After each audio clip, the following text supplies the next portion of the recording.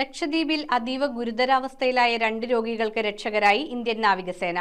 മോശം കാലാവസ്ഥ വെല്ലുവിളി ഉയർത്തിയെങ്കിലും ഡോർണിയർ വിമാനം വഴി രോഗികളെ അടിയന്തരമായി കൊച്ചിയിലെത്തിച്ചു. മാനവിക സഹായങ്ങൾക്കും അടിയന്തര രക്ഷാപ്രവർത്തനങ്ങൾക്കുമുള്ള തങ്ങളുടെ ഉറച്ച പ്രതിബദ്ധത വീണ്ടും തെളിയിച്ച് ഇന്ത്യൻ നാവികസേന. ലക്ഷദ്വീപിലെ അഗത്തിയിൽ അതീവ ഗുരുതരാവസ്ഥയിലായ 2 രോഗികളെ നാവികസേനയുടെ ഡോർണിയർ വിമാനം വഴി അടിയന്തരമായി വ്യോമമാർഗം കൊച്ചിയിലെത്തിച്ചു. കഴിഞ്ഞ ദിവസമായിരുന്നു നാവികസേനയുടെ നിർണായകമായ രക്ഷാദൌത്യം. കനത്ത മഴയും മോശം കാലാവസ്ഥയും ഉയർത്തിയ വലിയ വെല്ലുവിളികൾ അവഗണിച്ചാണ് നാവികസേനയുടെ വിമാനം കൊച്ചിയിലെത്തിയത്. ഹൃദയാഘാതമുണ്ടായ ഒരാളെയും തലയ്ക്ക് ഗുരുതരമായി പരിക്കേറ്റ മറ്റൊരു രോഗിയെയുമാണ് അടിയന്തര വിദഗ്ധ ചികിത്സയ്ക്കായി അഗത്തിയിൽ നിന്ന് കൊച്ചിയിലേക്ക് മാറ്റിയത്. News bureau, Ernakulam.